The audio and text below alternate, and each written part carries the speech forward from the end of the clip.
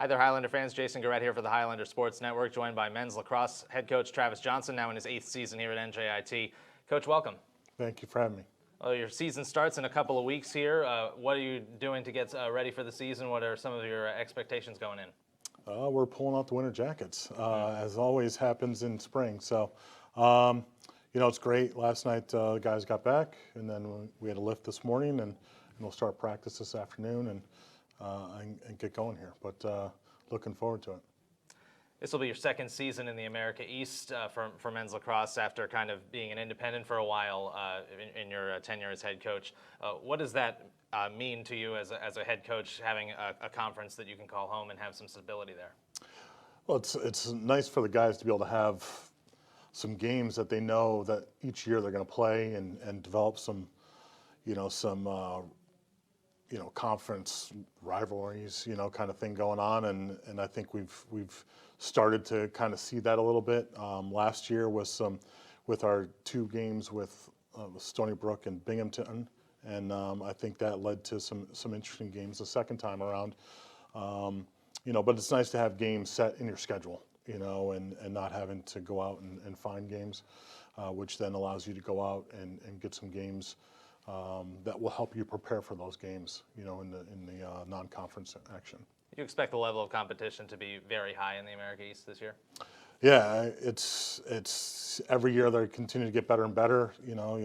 I think the breakout was with Albany years back when they went to the Final Four, and they've continued to develop their program. Vermont, has continued to slowly build their program and won it last year and went to the tournament. And Stony Brook has always been in the mix, and UMBC, came back a couple years ago and got to the tournament. So you're looking at 4 programs right there that, were all ranked at one point last year.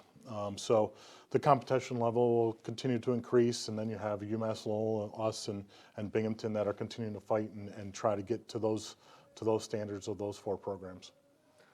One of the other pieces of news from this past year is that one of your players, Max Wilson, was drafted, and that's the second player that you've had drafted as well. What does that mean when you have one of your players be picked by that next level? Yeah, I think it says a lot for, the kind of kids that we're getting and will continue to get.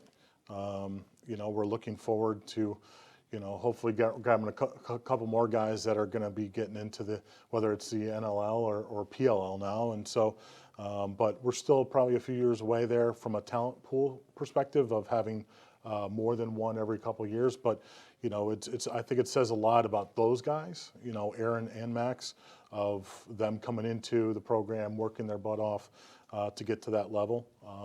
It's exciting, with Aaron being on the active roster with the Toronto Rock, and then seeing Max get drafted. So we look forward to being able to watch him, next year with that stuff. But I think it's great for our program to get that recognition.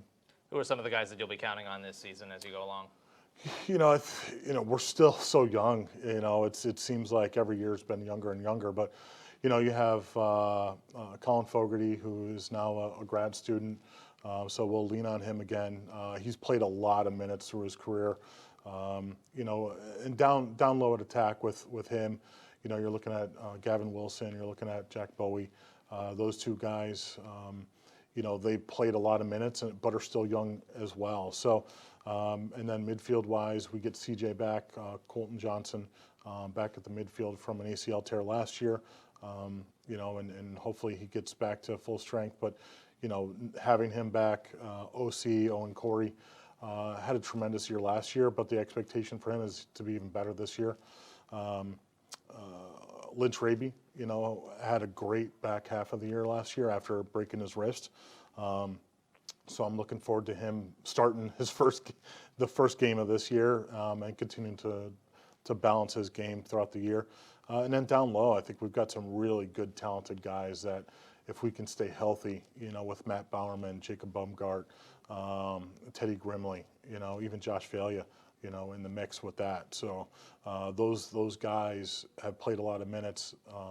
It's a matter of health for them.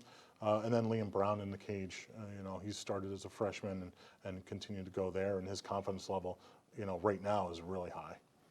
Well, the NJIT men's lacrosse team will begin their season on the road on February 5th. Their first home match will be on February 12th at Lebetkin Field at Mount Simon Stadium against Lehigh. Joined by the head coach, Travis Johnson. Thanks for joining us. Great. Thanks for having me.